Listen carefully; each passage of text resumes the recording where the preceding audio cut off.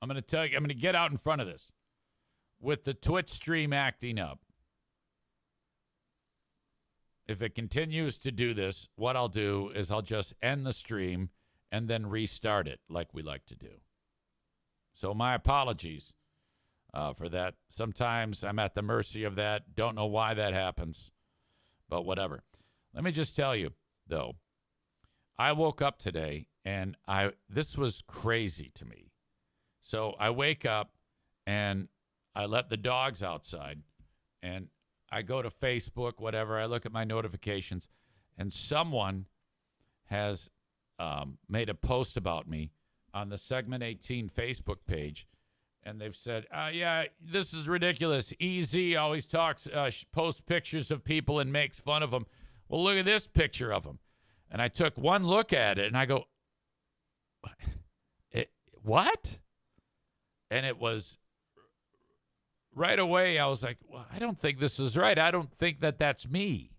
I mean, it was me, but it was, it looked like it had been fucked with, like Photoshop or AI. And I was like, am I really that ugly? Is it? I mean, I know I'm not exactly the prettiest flower, but I'm not sure that that's really a representation of me. And I was so annoyed with that because people were like, oh my God, can you believe that? And they're like beating the shit out of me for how ugly I was in this picture. And again, I had been up for like 30 seconds.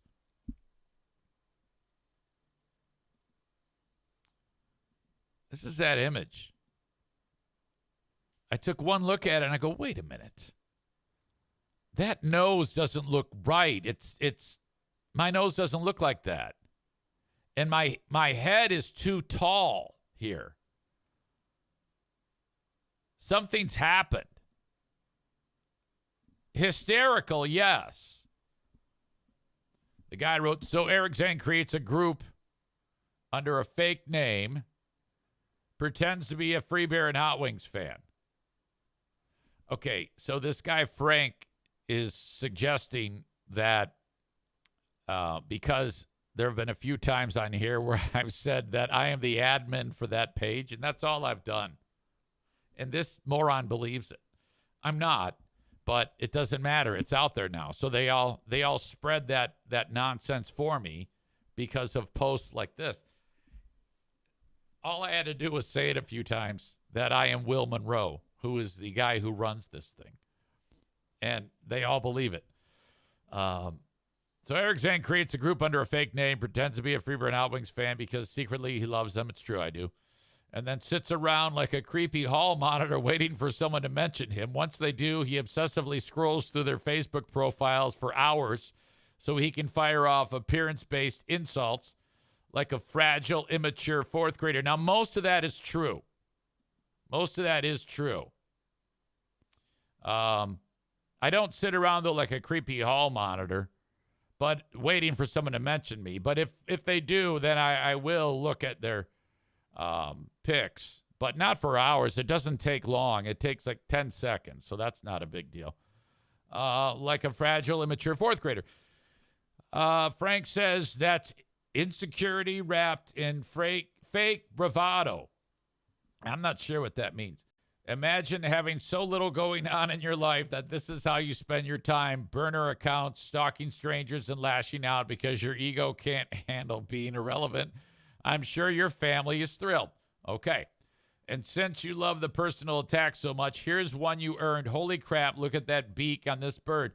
That thing could scout landings from 30,000 feet.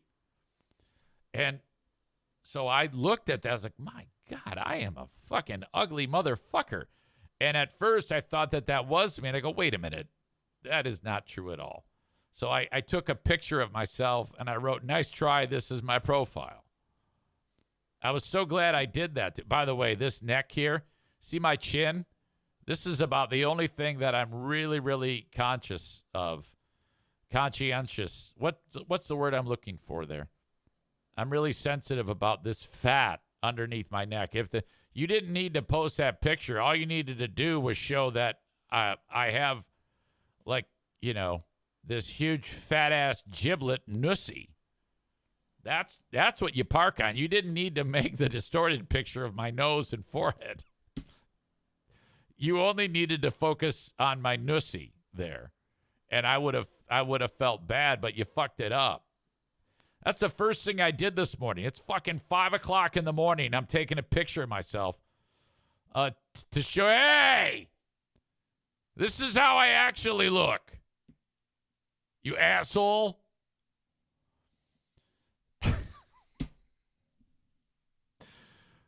All right. It's still hysterical, though. Oh, my God. I am so happy that this happened.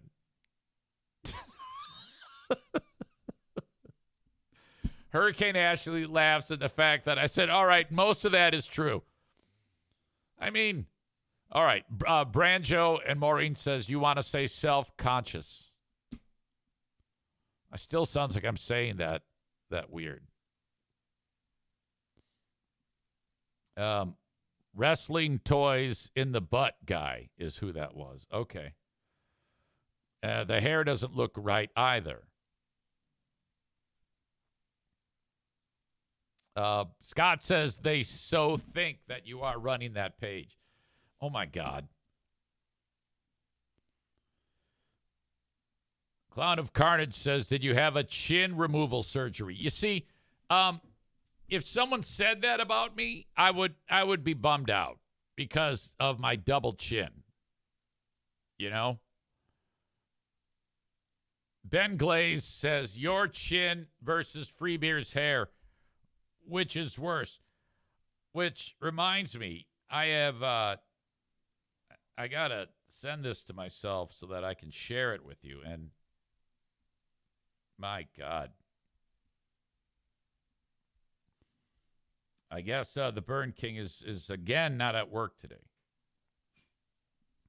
So the suggestion that I need to also, I'm not kidding you. I had, it was actually getting on my nerves at how shitty Hot Wings is at broadcasting. Ben Glaze and I both reviewed yesterday's episode, and I am very, very excited about reviewing it with you coming up today when we do Who Are These Free Beers? Now we've talked about Greg's hair, and this is absurd. Many times. And I don't know what's going on and why he just shave it off. He does these things with what little hair he has that makes it really stand out how horrible it is. Look at his hair.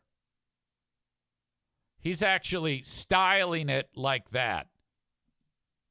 It looks like he stuck his finger in a fucking light socket. That is so bad. Jesus. I sent this along to Ben Glaze. I sent it along to Radio Voice Linda. And Linda, it was just before bedtime. And she's like, oh, my God, I can't. Thank you for that. How am I going to sleep? Wow. All right. Now, what's great about when I make attacks on people, I don't distort the pictures. All the times that I have shown pictures of people, I haven't had to manipulate them like whoever that was that manipulated that picture of me with the nose and the forehead and the whatever that fucking thing was. I don't know how to do that.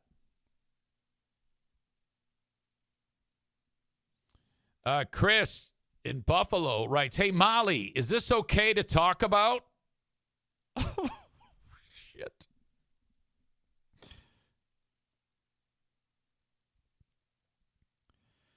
Bread Bowl Brain Chris says, what's really funny is that Hot Wings finally had to learn to run the board. No, he didn't. He had the intern, Tommy, whatever that guy's name is, to the child run the board. There's two little kids on that show.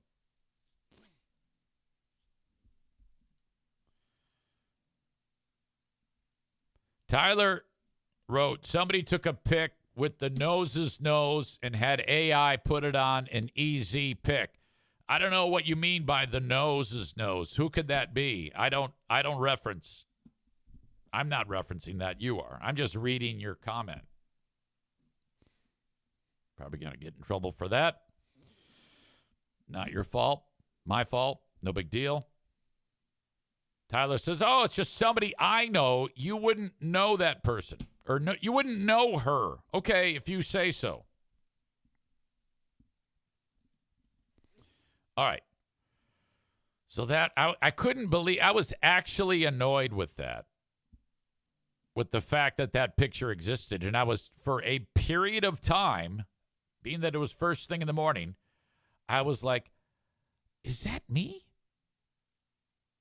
Is that really me? And I went, no, it's not you, you asshole. Yesterday, I promised to share with you a picture of Pooh Bear and my dad. This is my dad's, one of his favorite people on the planet. Again, does not know who I am anymore. Hey, how are you, sir? And then he sees her, and he's like, oh, my God, I love you, dear.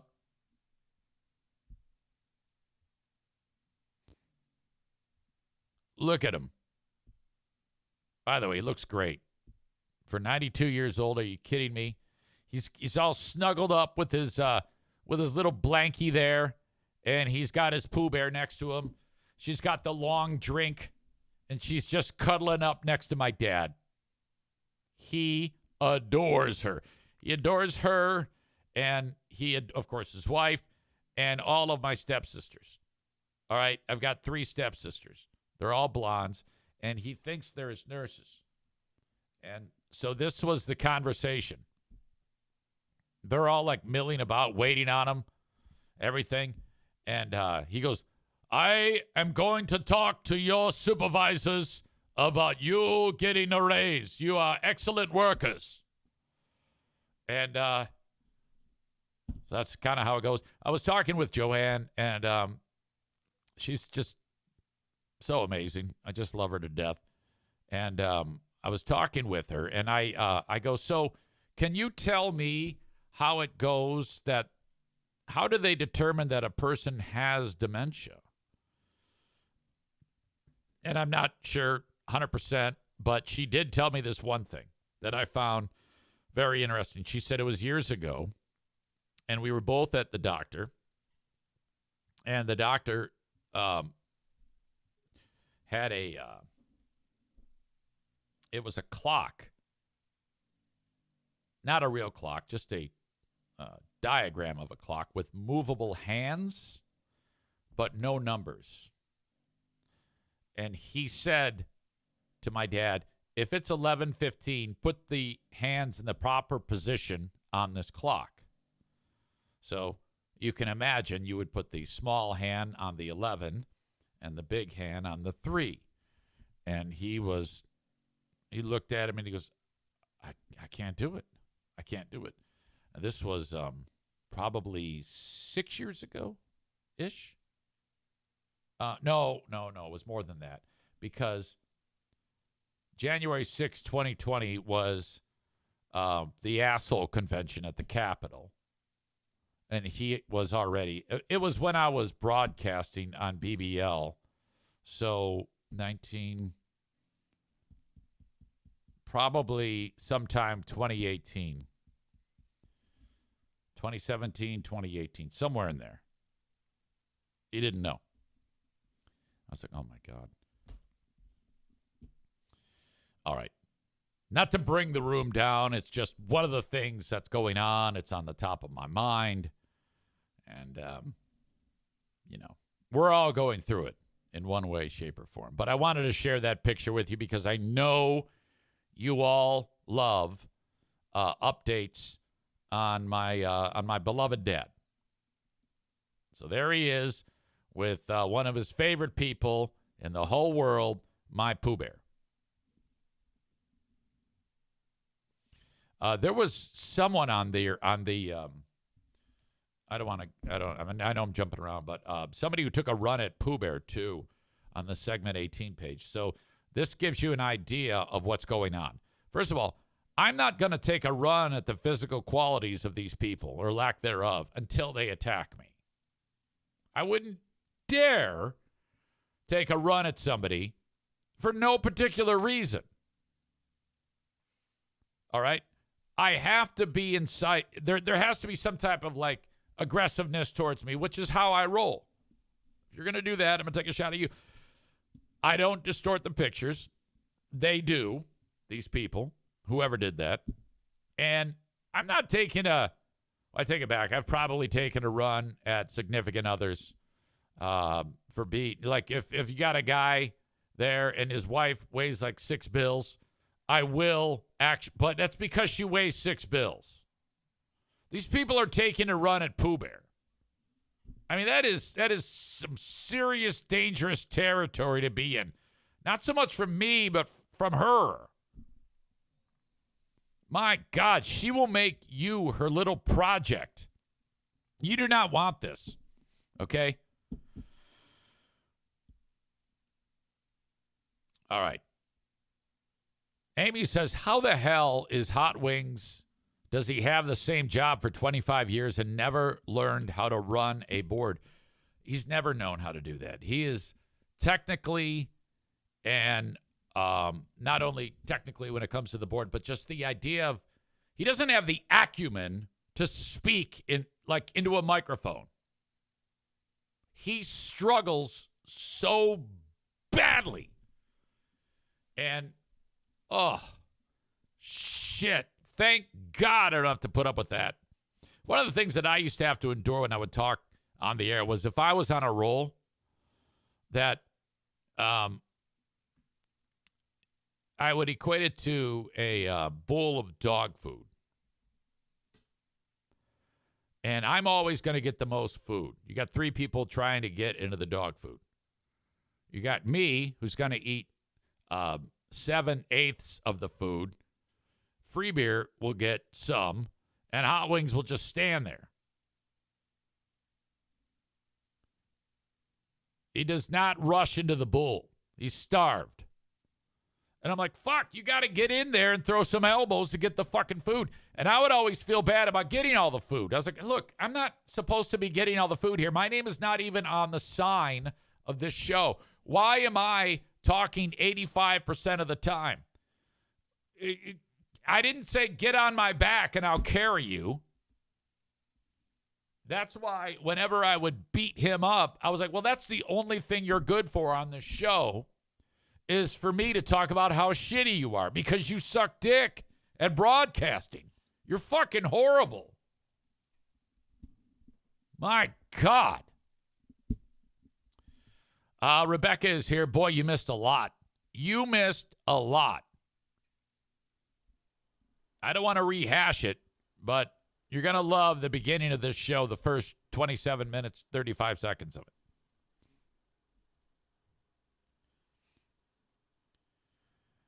Chris says it sucks because it seems like Hot Wings is a solid dude. Yes, just not equipped to be near a microphone.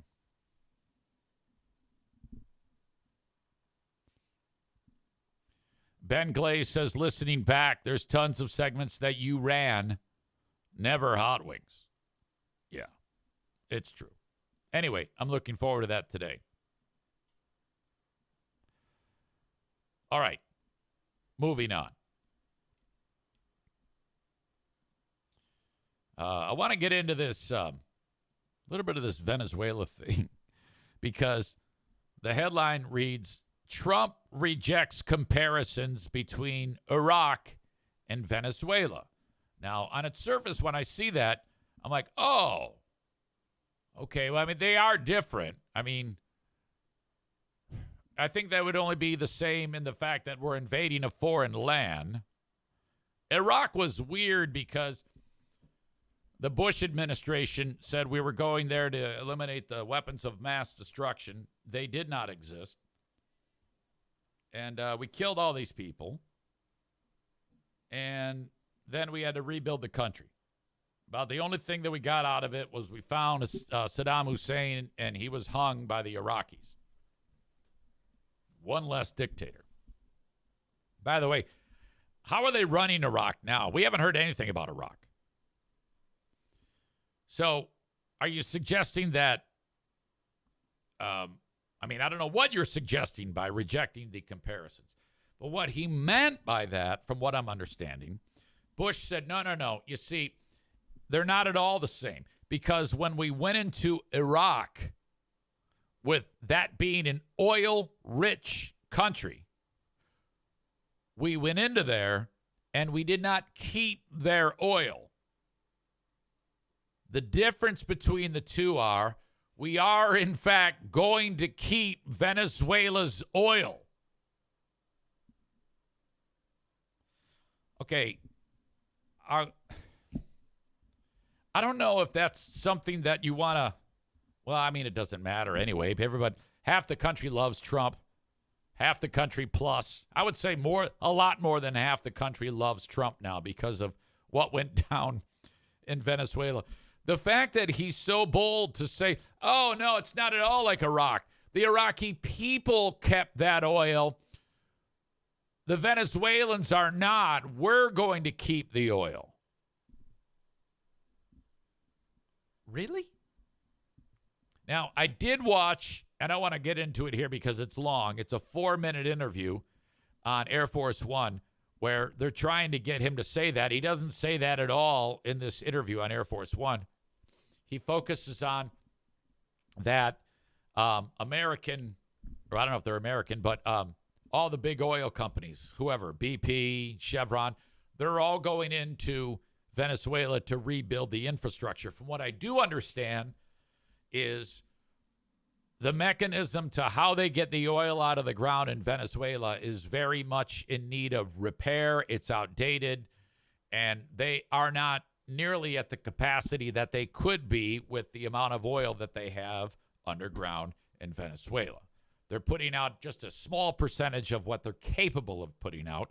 So all these companies are going to go in, and they're going to spend billions of dollars redoing all the things that you need to get oil out of the ground, and then they will get oil out of the ground.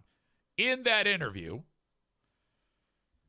he also said, yes, and the people of Venezuela, their country will be rebuilt, and all of the crazy things that went on when a dictator was running that country, they will be very happy with the country. But then I see in this headline, it says, we're going to keep the oil. The difference between between Iraq and this is that former President George W. Bush did not keep the oil. We are going to keep the oil, Trump said, according to Morning Joe's Joe Scarborough, who detailed his conversation with the president. Quote, in 2016, I said we should have kept the oil. It caused a lot of controversy. Well, we should have kept the oil. The MS Now host continued quoting Trump, and we're going to rebuild the broken down oil facilities, and this time we're going to keep the oil. Okay. About the only thing I can say about that is at least he's honest. Is it right that we're keeping the oil of the Venezuelans? I mean, I don't know. I would think that if you take the oil out of the ground, it should be used to pay for the infrastructure and to help support the people in Venezuela, right? Am I getting this wrong? Why are we keeping that oil? That doesn't seem right to me. Trump's comments to Scarborough come after the president told NBC News on Monday that he was open to the U.S. supporting oil companies to help build up Venezuela's infrastructure, which he said could take less than 18 months.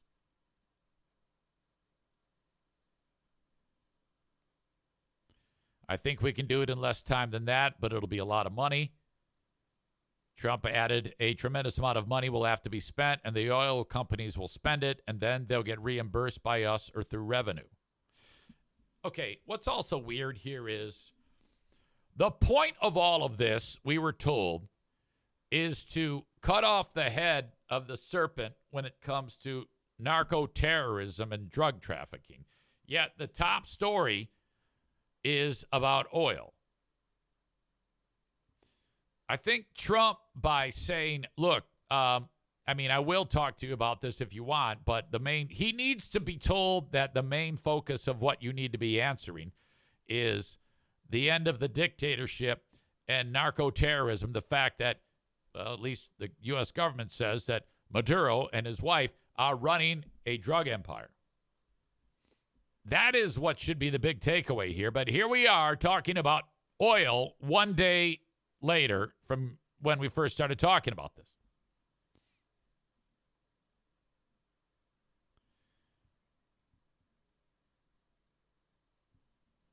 My God.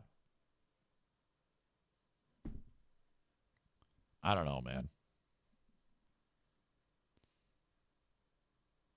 Patrick says we shouldn't clean up their drug operation for free. Take the oil or some of it. Don says, should we give the oil away to China and Russia? Maybe that would make people happy. Well, I don't know about that. I mean, I think that if we were doing it right, the oil would be sold the way you do that.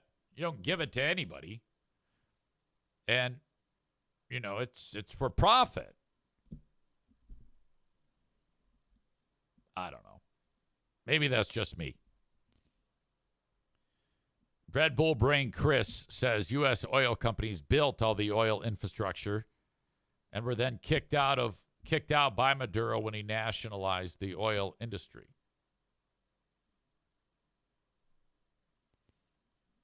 All right. Perhaps I'm missing something there. Cole says he should also mention he's bringing Venezuelans to America. Isn't that what a bunch of lefties wanted? I don't know. All right, so that's the latest. There's also the talk about gasoline prices, and there's one guy on the planet who knows everything there is to know about gasoline prices. His name is Patrick DeHaan, and he's from right here in West Michigan. And he's an analyst, and he runs a company called GasBuddy.com. Talking about gas prices. What does this all mean for gas prices? Right now, virtually nothing. Following the capture, Trump said the U.S. will take control of the oil reserves, pushing American companies to invest in the country's struggling oil industry. But according to Patrick DeHaan, it could take years for the U.S. to see gas prices affected by U.S. investment.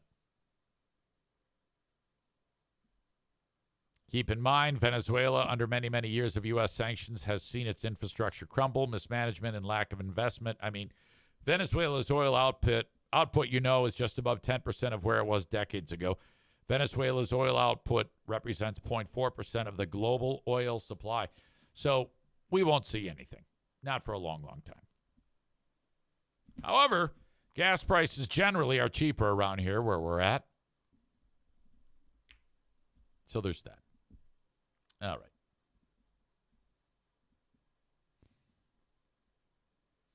Some idiot was proposing to his significant other on like a sky bridge.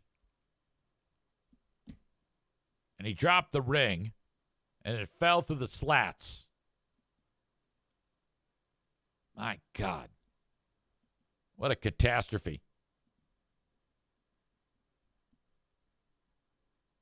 This is how it went. With a picture-perfect proposal that turned to panic at Boyne Mountain. Good evening. Thank you for joining us. I'm Mike Duffy. It played out like a scene from a movie. An engagement ring slipping from shaking hands and plunging more than 100 feet down a snow-covered slope. Did you see that? I'm Mike Duffy. That is fantastic. He's like, oh, and then he drops the ring and it's gone. Slipping from shaking hands and plunging more than 100 feet down a snow-covered slope. But one determined hero stepped in, turning a heart-stopping moment into a fairy tale ending. Tonight, the couple spoke with 7 News. He looks like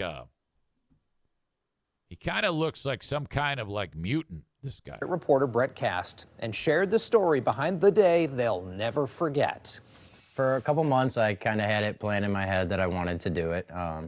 And she... All right, she needs to run because of what he's done to his ears. Boy, she's a cutie, by the way. She needs to leave town right away. He's a dope. He dropped the ring. He's got gauges. Kept sending me TikToks. People with gauges should not have happiness. This, that, and the other. Kept hinting. Trevor Van Camp had long been planning for the moment he would ask his longtime girlfriend Danielle Jenkins to marry him. Living in Rochester Hills, she had been wanting to go up north to visit the Sky Bridge at Boyne Mountain. So Trevor thought their weekend trip to Boyne last month was the perfect time and place to get on one knee. I told her, I said, I'm going to have the couple behind us take a picture. And so I went and told him, and I whispered into the lady's ear, I said, I'm going to propose. With the camera rolling, Trevor snuck the ring out of his jacket pocket and got on one knee. But it was at this exciting moment, Trevor's plan quite literally went downhill fast. I'm shaking because I'm scared of heights. And I'm afraid she's going to say no, this, that, and the other. Just a domino effect of things, really. As Trevor went to pull out the ring, Asshole. it fell from his hand, slipped through the bridge, and tumbled 118 feet onto a snow-covered ski hill. I didn't even get to see the ring. I just knew it fell, and I went, uh-oh. The couple alerted Boyne staff, who got metal detectors to help the couple search, but after more than 2 hours, they called it. We kind of gave up and thought it was a lost cause at that point. But the snowmaking supervisor who was helping them told the couple he would keep at it, and in the overnight hours, he had a hit. When I swung over one of the footprints, it toned. I dug the snow down like I'd done probably 30 other times, 40 other times, and there was just dirt there. So I kind of dug some of the dirt up, scooped it back with a little bit of snow away with my hand, and then the edge of the ring stuck out. That's not how you do it, by the way. You're supposed to lift out some snow, set it aside, scan again. If it hits where you were, dig more. Or you can dig once, take what you dug, and scan that. But it isn't just dig, dig, dig. You're going to lose it. Kind of sat there for a minute, and I was like, there's no way you just found that. The next morning before they left town, If it's real. the I couple doubt it's real. got the good news and the engagement ring, now firmly. There's no way a guy with gauges like that can afford a real ring like that. There's no way. On Danielle's finger. It was awesome. I can't thank Boyne enough or Pat himself enough for doing that for us. You know, it was awesome. Yeah. Wow. It was a big story. It was something crazy to tell, and now it's our story to tell. And Trevor and Danielle tell me they want to bring this story full circle by having their wedding at Boyne Mountain in 2027. In Rochester Hills, I'm Brett Cast, 7 News, Detroit. Stay away. Stay away. We don't want riffraff here. My God. Tyler says, easy, professional metal detector is dropping knowledge.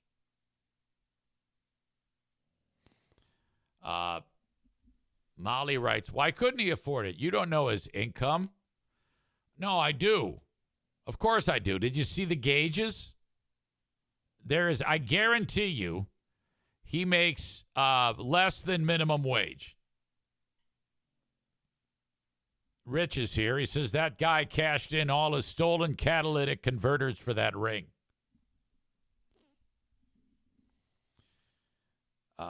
With Tyler saying easy professional metal detectors, it's true. I've got a metal detector. Of course I have a metal detector. I've got a good metal detector. I bought it off my dad. He would not just give it to me. He had before he started losing his mind, he sold all his shit. And I go walking there, I go, Dad, look at, this is awesome. He goes, I go, how much is it? He goes, there's a price tag on it. And I go, yeah, I know, but I mean, it's me. He goes, $60, not a penny less.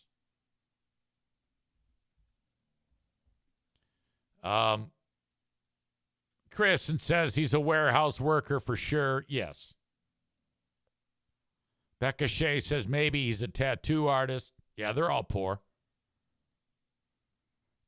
Chris in Maine says cashed in the stack of inspection stickers he cut out of windshields with a Sawzall. We don't have that here in Michigan. We don't have inspection stickers. Some people are like, what the fuck's an inspection sticker? Ugh, you don't want to know. Nick says, I'm guessing Easy used metal detectors for 5 minutes and never again.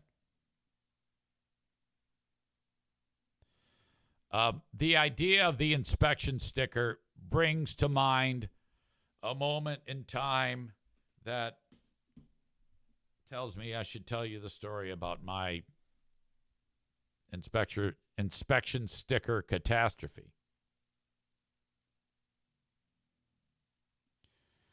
When I moved to New Jersey, I had no idea about the strictness when it comes to inspections on the vehicle. I moved to New Jersey. I hadn't lived there very long, and I had not yet changed my license plate. So I'm driving around. I'm driving home from work. The radio station. I'm probably a mile and a half from where I live, and I get pulled over. And he goes, okay, you haven't gotten your New Jersey license plate yet. And I go, yeah, I know. I'm getting to it, though. And he goes, well, your tab's expired. So that's a problem. I go, okay. All right, well, it's been a crazy amount of time getting moved in, whatever.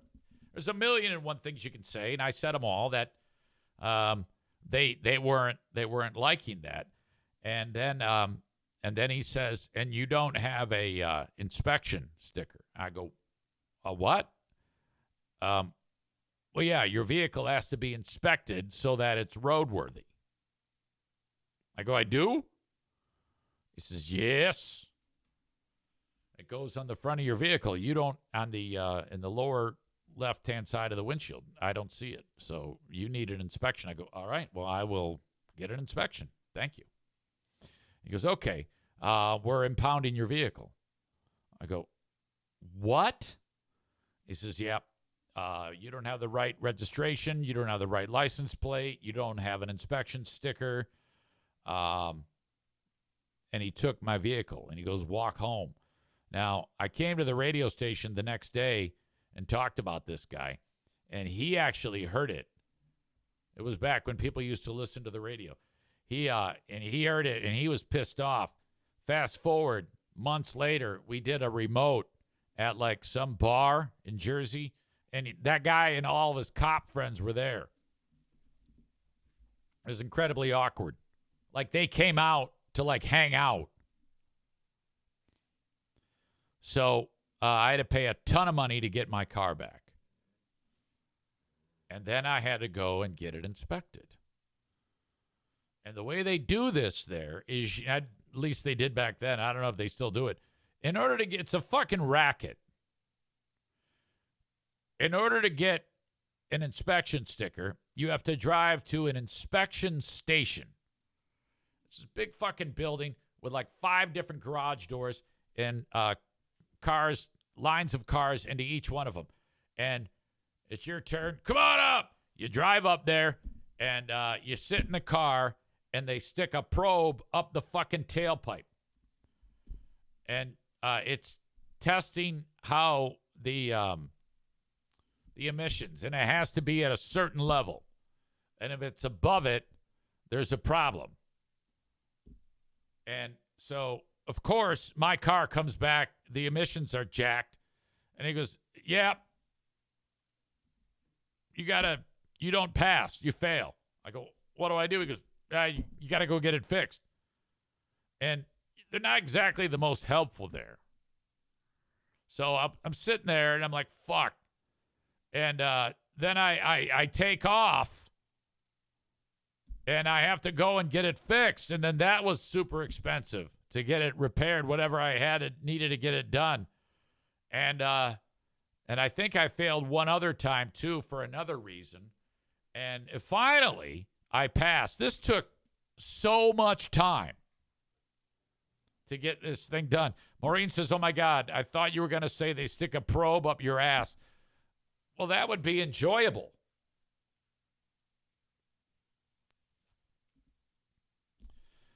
Nick says, don't those commies in New Jersey not even let you pump your own gas? 100%. It's like a different country. And I didn't know that. And sure enough, I pull up to the gas station, I get out, and everybody who works at the gas stations are always Mexicans. This guy comes out speaking Spanish, telling me to get back in the car, screaming at me. He's like 4'1". And I'm like, what the fuck? What is going on here? And I go, no, I don't want full service. And sure enough, and they don't charge you anymore. It's not like full service where they charge you more for the price per gallon. They just have to pump it. And I don't know why. And I don't know why they don't just change it. And I've seen stories about this that says it can never be changed because of this reason, and this reason. It's like, well, that's bullshit.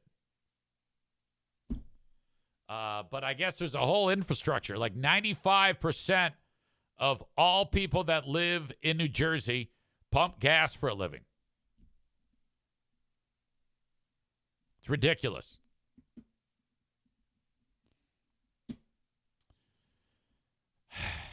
Anyway, that's my inspection sticker story. Nick says, I think I gave an emissions inspection the other night. Okay, so now that's a sex joke. Nick is suggesting that he stuck a probe up a tailpipe. That's what he's saying. He gave an emissions inspection last night or the other night. That's what he's saying there.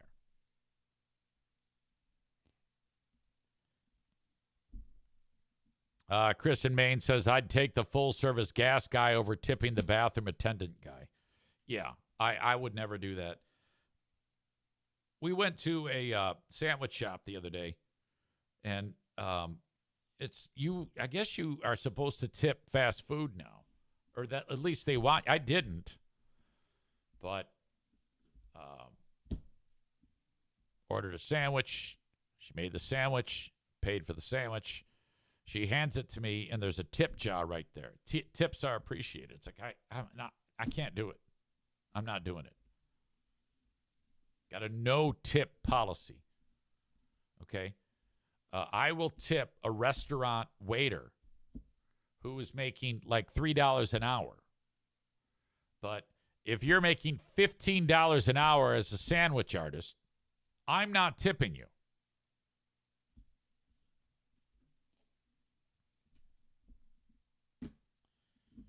Becca Shea says, yeah, unless you're waiting on me at a table, I'm not tipping. Yes, right. Tipping is only supposed to be for people who earn a wage that is conducive to having to get tips, like actually have to get tips. Okay?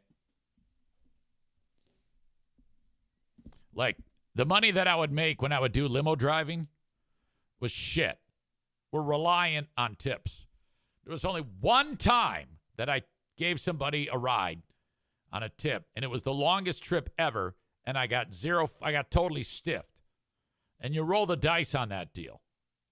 I drove these people. It was a whole carload of people all the way up to Mount Pleasant. And I was totally racist after it. Okay? So I dropped these people off, and all the way back, I was considering joining the Klan because it was black old people. And I let them out of the car, and I got their bags, and I walked them up, and he goes, thank you, sir, and he walks away. And I drove home with the window down, screaming the N-word. I was so pissed off. So that whole trip back, I was considering joining the Klan and being actually hurting people. Like I was going to say that Martin Luther King Jr. was an asshole or something like that. And, you know, thank God that feeling subsided because there's not a racist bone in me. But that whole trip back, I was a total racist. Totally. Oh, my God. It was like a totally different person. I was like, what the fuck is going on with me? Anyway, got the car back, parked it, good to go. Racism gone. Bread Bowl Brain Chris says, I should have said, how about a little something for the effort? I never once asked for a tip. Never. Never once. Tyler says Easy attached a Confederate flag on the limo antenna after that trip. Oh, yeah. Big time. I was like, put up the Robert E. Lee statues. By the way, I'm kidding. These are all jokes. If any of you take this the wrong way, fuck off. There's no way that there's anything other than ridiculous about all this. My God. I don't want to be in a world where you're getting all pissed off.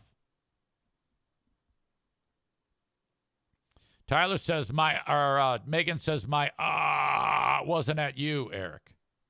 Oh, I know that. But I'm always because Stevie wrote wow. Now, I can't tell tone, but relax. All right. I'm not really a racist. I mean, I was only racist for that trip back, so it's cool.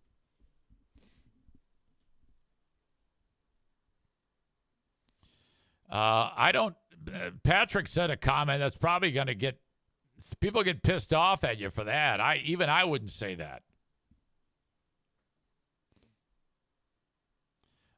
Stevie said she wasn't directing it at me. She was directing it at Patrick. Patrick took the heat off me because he actually made a racist comment, like in print. At least what I said is gone like a fart in the wind. Patrick's racist crack there is like, it seems real. So if I had said anything that people were like pissed off at, Patrick takes the heat off me with his comment, which I can't even read.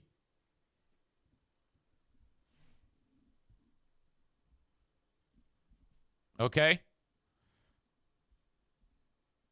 All right. I want you to, I'm going to take a break, but before I do, thank you to everybody who is joining me on Facebook and YouTube and Kick.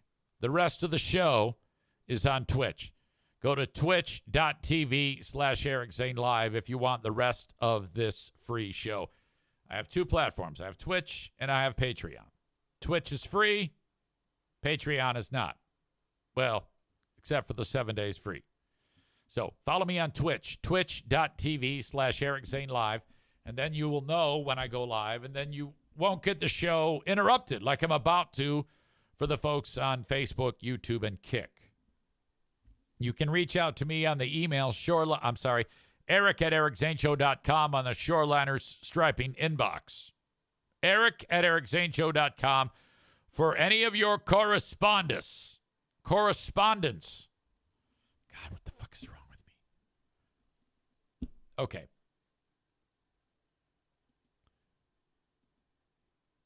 So I will be back. Hang with me, and I will continue the show momentarily.